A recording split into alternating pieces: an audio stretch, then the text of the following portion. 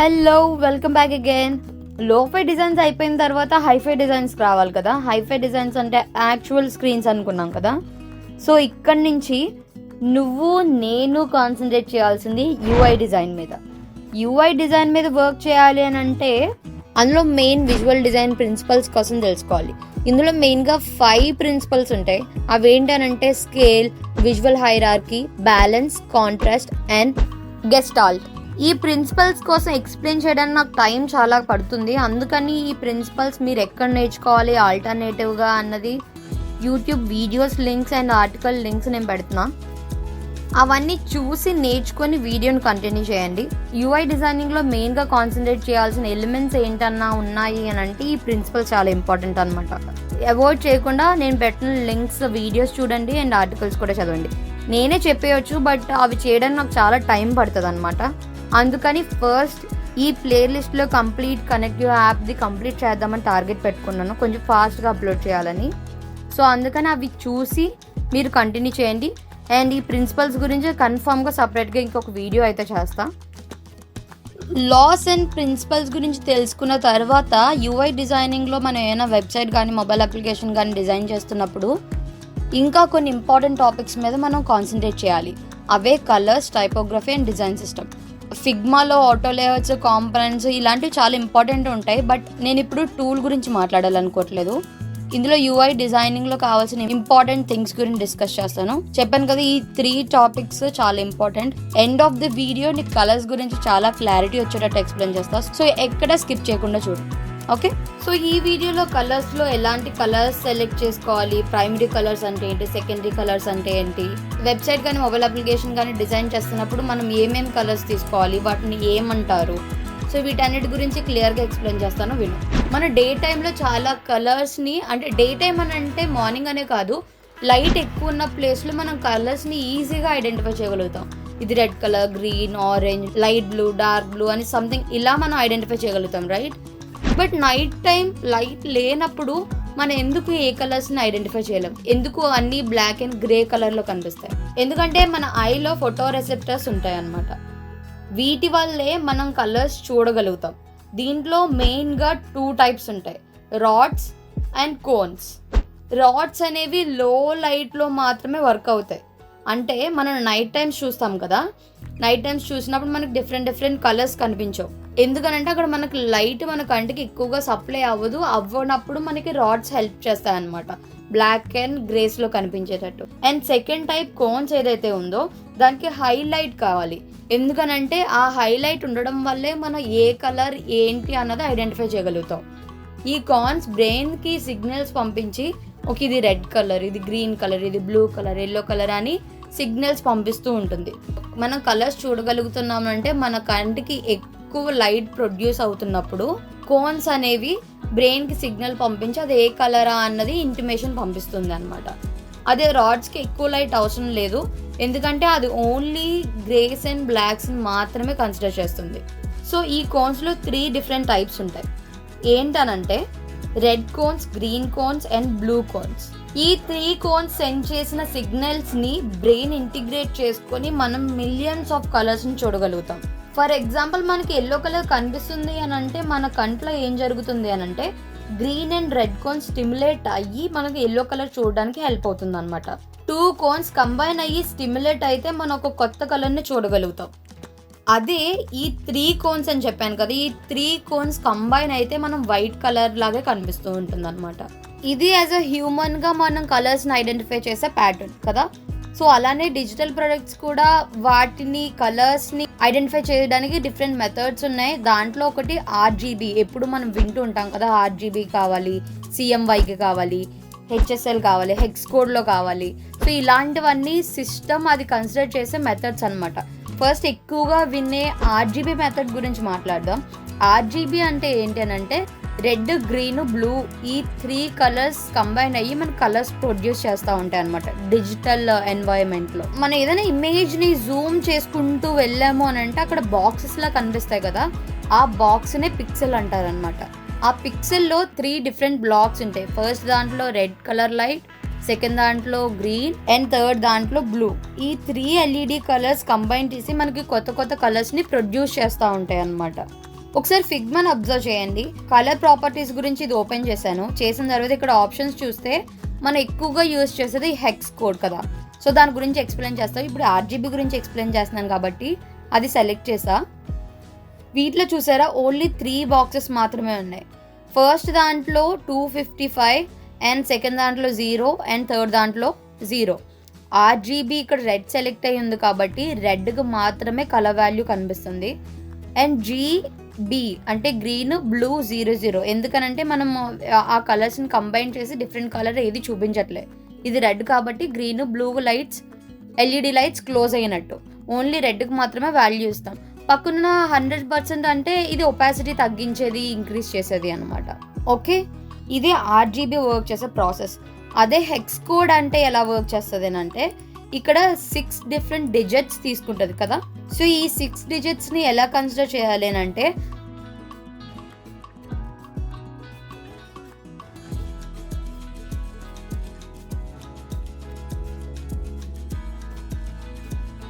First 2 letters ఏవైతే ఉన్నాయో అవి red colour, second 2 letters green కలర్కి అండ్ లాస్ట్ 2 లెటర్స్ బ్లూ కలర్కి ఇండికేట్ చేస్తున్నట్టు.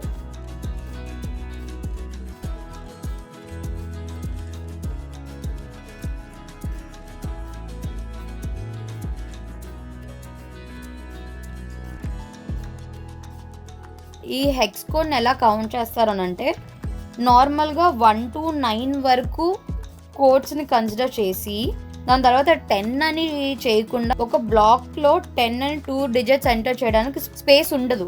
సో అందుకని 10, 11, 12 అని ఇవ్వకుండా ఓన్లీ ABCDEF వరకు ఉంటుందన్నమాట హెక్స్ కోడ్లో. సో దీన్ని బట్టి అది ఏ కలరా అన్నది మనం ఐడెంటిఫై చేయొచ్చు. ఇది రెడ్ కాబట్టి F అంటే లాస్ట్ డిజిట్ కదా. సో అందుకని FF అని 15 అని ఉన్నది అండ్ రిమైనింగ్ 00 అంటే గ్రీన్ కలర్ ఏమీ లేదు, బ్లూ కలర్ కూడా ఏమీ లేదు. సో ఇలా మనం ఐడెంటిఫై చేయొచ్చు హెక్స్ కోడ్లో ఏ కలర్ ఇన్వాల్వ్ అయింది. ఫర్ ఎగ్జాంపుల్ మనం బ్లూ మీద క్లిక్ చేసాం అనుకోండి, ఇక్కడ స్టార్టింగ్ 2 డిజిట్స్ మనం రెడ్ కలర్ అనుకున్నాం కదా.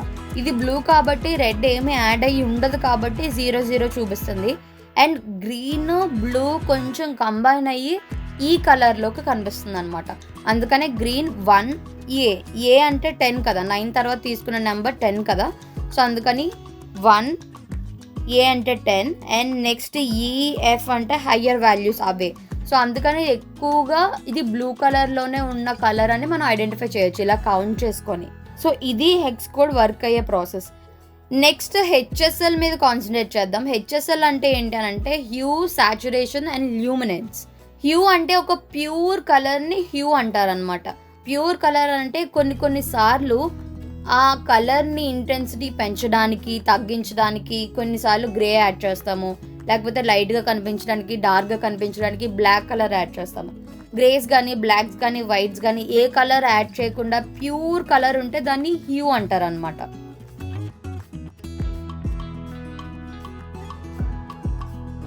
సాచురేషన్ అంటే ఏంటంటే ఇంటెన్సిటీ ఆఫ్ దట్ కలర్. ఆ కలర్లో ఎలాంటి గ్రేస్ యాడ్ చేయకుండా ప్యూర్ కలర్ లాగా లేదంటే కొంచెం స్ట్రాంగ్ కలర్ లాగా కనిపించింది అని అంటే దాన్ని సాచురేషన్ అని అంటారు. ఆ కలర్కి గ్రేస్ యాడ్ చేసుకుంటూ కొంచెం డల్గా అయ్యేటట్టు, పేల్గా అయ్యేటట్టు చేసామనంటే దాన్ని డీసాచురేటెడ్ కలర్ అని అంటారు. ఫర్ ఎగ్జాంపుల్ ఇక్కడ చూడండి, నేను ఎప్పుడైతే RGB నుంచి HSL క్లిక్ చేశానో ఇక్కడ నార్మల్గా ఈ సర్కిల్ ఐకాన్ ఎప్పుడైనా సరే మన ఈ ఎడ్జ్లో ఉండేది, కానీ ఇది సెంటర్కి వచ్చింది, రైట్? ఎందుకు సెంటర్కి వచ్చింది అని అంటే HSL ఎప్పుడైనా దాని వాల్యూస్ని ఎలా తీసుకుంటుంది అని అంటే డిగ్రీస్ అంటే యాంగిల్ వైజ్ తీసుకుంటుంది.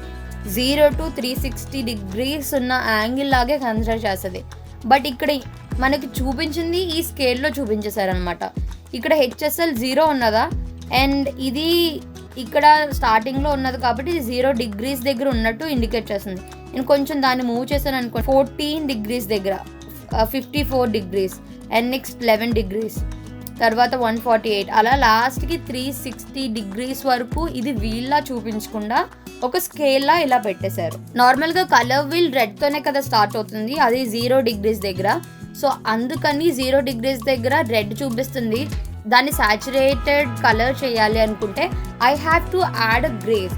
సో అందుకని నేను లెఫ్ట్ సైడ్ మూవ్ చేస్తున్నాను. మీరు అబ్జర్వ్ చేస్తే ఓన్లీ ఇక్కడ మిడిల్లో ఉన్న నెంబర్ మాత్రమే చేంజ్ అవుతుంది. ఓకే, దీన్నే సాచురేషన్ అని అంటారు అనమాట. అదే లాస్ట్లో ఉన్న ఆప్షన్ చూడండి, ల్యూమినెన్స్ కనిపిస్తుందా? ఈ వాల్యూకి ల్యూమినెన్స్ అంటే ఏంటంటే ఒక కలర్ని డార్క్ చేయాలన్నా లైట్ చేయాలన్నా we have to add white colour or a black colour. So ఇక్కడ నార్మల్గా ఉన్న ఈ రెడ్ కలర్కి ఇప్పుడు నేను లైట్ చేయాలంటే I have to add white colour. So అందుకని వైట్ ఉన్న సైడ్ నేను మూవ్ చేస్తూ ఉంటున్నాను. అందుకని లాస్ట్ థర్డ్ రో మాత్రమే మూవ్ అవుతుంది నెంబర్స్, రైట్? సో దీన్ని నెమ్మదిగా లైట్ చేస్తున్నట్టు. ఓకే, అలా ఎప్పుడైతే నేను కంప్లీట్గా వైట్లోకి కొంచెంగా లైట్నెస్ యాడ్ చేసుకుంటూ వెళ్ళానో అది ప్యూర్ వైట్ కింద అయిపోతుంది. సేమ్ అలానే ఒకవేళ నేను డార్క్ చేయాలి అనుకుంటే I have to add black colour కదా. సో నేను బ్లాక్ సైడ్ నేను మూవ్ చేస్తూ ఉన్నాను అని అంటే అలా బ్లాక్ యాడ్ అవుతూ కంప్లీట్ బ్లాక్ అయిపోతుంది. హెచ్ఎస్ఎల్ అన్నది ఇలా వర్క్ అవుతుంది. ఇక్కడ 100% ఉన్నది కదా, ఇట్స్ నథింగ్ బట్ ఒపాసిటీ అన్నట్టు. ఇది ఒపాసిటీ తగ్గించినప్పుడు ఈ వాల్యూ చేంజ్ అవుతుంది కదా. సో ఇది ఒపాసిటీ రిలేటెడ్ ఇన్ఫర్మేషన్ చూపిస్తున్నట్టు. Hue, saturation and luminance, right? 0 ఉన్నది కదా, ఇది రెడ్ 0 ఉన్నది కదా, దీనికి వాల్యూ ఏం లేదా అన్నది కన్సిడర్ చేయొద్దు. ఎందుకనంటే ఇది కలర్ వీల్లో డిగ్రీస్ వైజ్ కన్సిడర్ చేస్తుంది కదా. అంటే 0 డిగ్రీ దగ్గర రెడ్ కలర్ ఉన్నది, అదే 360 దగ్గర మళ్ళీ ఆ వీల్ క్లోజ్ అయిపోయేటప్పటికి రెడ్ కలరే వచ్చేస్తుంది కదా. 360 డిగ్రీస్ దగ్గర కూడా రెడ్ కలర్ కనిపిస్తుంది. సో సెంటర్లో ఎక్కడైనా పెడితే 160 పెడదాం, 180 పెడదాం, 180. సో 180 దగ్గర బ్లూ కలర్ కనిపిస్తుంది. అంటే ఆ కలర్ వీల్లో 180 డిగ్రీస్ దగ్గర బ్లూ కలర్ ఉన్నది. If you want to change the saturation or a luminance we can change here. మనం ఎప్పుడైనా బయట స్టార్టింగ్ స్టేజ్లో ఫస్ట్ హెక్స్ కోడ్తోనే అలవాటు చేసుకుందాం. కొంచెం క్లారిటీ గురించి ఈ డీటెయిల్స్ అన్నీ చెప్పాల్సి వచ్చింది. ఓకే, నేను వర్క్ చేసే డిజైనింగ్లో కన్ఫామ్గా నేను హెక్స్ కోడ్ ఎక్కువగా యూజ్ చేస్తూ ఉంటాను. సో మీరు కూడా స్టార్టింగ్లో ఎవరైనా నేర్చుకునే వాళ్ళు ఉంటే బెటర్ హెక్స్ కోడ్తో నేర్చుకుని దాని తర్వాత ఆర్జీపీకి కానీ హెచ్ఎస్ఎల్ కానీ మీరు మూవ్ అవ్వాలనుకుంటే మూవ్ అవ్వచ్చు. కలర్స్లో ప్రైమరీ కలర్స్ అని 3 కలర్స్ ఉంటాయి, రైట్? ఆర్వైబి అంటే ఫస్ట్ ఉన్న కలర్స్ ఆర్వైబి కలర్స్ అనమాట. సో ఈ ఆర్వైబి కలర్స్ నుంచే సెకండరీ కలర్స్ వచ్చాయి.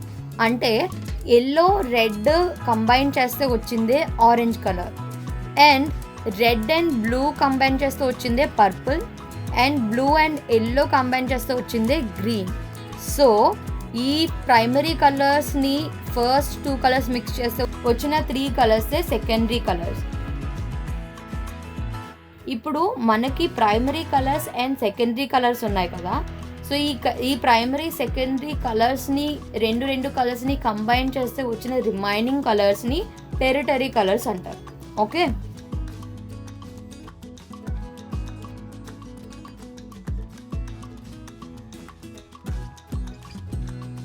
ఇవి బేసిక్గా నువ్వు తెలుసుకోవాల్సిన కలర్స్ డీటెయిల్స్ అనమాట. అంటే ఇంకా ఇన్ డీటెయిల్గా చాలా కాన్సెప్ట్ ఉంటుంది. కలర్ సైకాలజీ అనే పెద్ద సబ్జెక్టే ఉన్నది.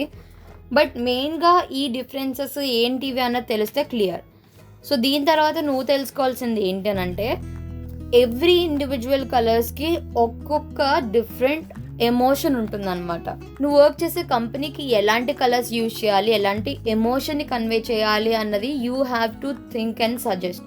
సమ్ టైమ్స్ మీరు వర్క్ చేస్తున్న కంపెనీకి ఆల్రెడీ వాళ్ళ బ్రాండ్ కలర్స్ ఉంటాయి. లేని సిచ్యువేషన్లో మీరే ఆలోచించి ఏ కలర్ కరెక్ట్, ఏ కలర్ సూట్ అవుతుంది, ఏ ఎమోషన్ కన్వే అవుతుందా అన్నది మనం ఎక్స్ప్లెయిన్ చేయాలి. ఇప్పుడు యూఐ/యూఎక్స్ డిజైనింగ్కి అంటే వెబ్సైట్ కానీ మొబైల్ అప్లికేషన్ కానీ డిజైన్ చేసేటప్పుడు నీ దగ్గర ఎలాంటి కలర్స్ రెడీగా ఉండాలన్నది నేను చెప్తాను.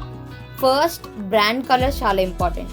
అంటే నువ్వు వర్క్ చేస్తున్న బ్రాండ్ ఏదైతే కంపెనీ ఏదైతే ఉందో ఆ కంపెనీ థాట్స్ అండ్ వాళ్ళ బ్రాండ్ ఐడెంటిటీని మెయింటైన్ చేసే కలర్స్ నీ దగ్గర ఉండాలి. ఇది నార్మల్గా నీ మీద రెస్పాన్సిబిలిటీ పడదు, ఆల్రెడీ వాళ్ళ దగ్గర ఉంటాయి. ఒకవేళ లేకపోతే అప్పుడు నువ్వు డిసైడ్ అయ్యి ఈ కలర్స్ ఉంటే బాగుంటుందని నువ్వు సజెస్ట్ చేయాలి. సో ఎలాంటి కలర్స్ ఎలాంటి ఎమోషన్స్ని క్యారీ చేస్తుందా అన్నది నేను డిస్క్రిప్షన్లో లింక్ మెన్షన్ చేస్తున్నాను. ఆ ఇన్ఫర్మేషన్ తెలుసుకోవాలంటే ఆ లింక్ ఓపెన్ చేసి చదివి తెలుసుకో. Okay. So brand identity, brand colours అనేవి ఆల్మోస్ట్ వాళ్ళ దగ్గర ఉంటాయి. ఈ బ్రాండ్ కలర్స్లో కూడా 2 డిఫరెంట్ కలర్స్ ఉంటాయి, primary colour and secondary colour. Primary colour, secondary colours most important colours అనమాట. So you have to ask them to get their brand colours. So అవి రెడీగా ఉన్నాయి అని అంటే దాని తర్వాత నీ దగ్గర ఉండాల్సిన కలర్స్ ఏంటి అని అంటే న్యూట్రల్ కలర్స్. న్యూట్రల్ కలర్స్ అంటే బ్లాక్, వైట్, గ్రే కలర్స్ అనమాట. సో ఈ కలర్స్తో మనం టెక్స్ట్కి అండ్ రిమైనింగ్ బటన్స్లో ఉండే టెక్స్ట్కి ఏ కలర్స్ యూజ్ చేస్తామో వాటన్నిటి కలర్ ప్యాలెట్స్ మనం రెడీగా ఉంచుకోవాలి.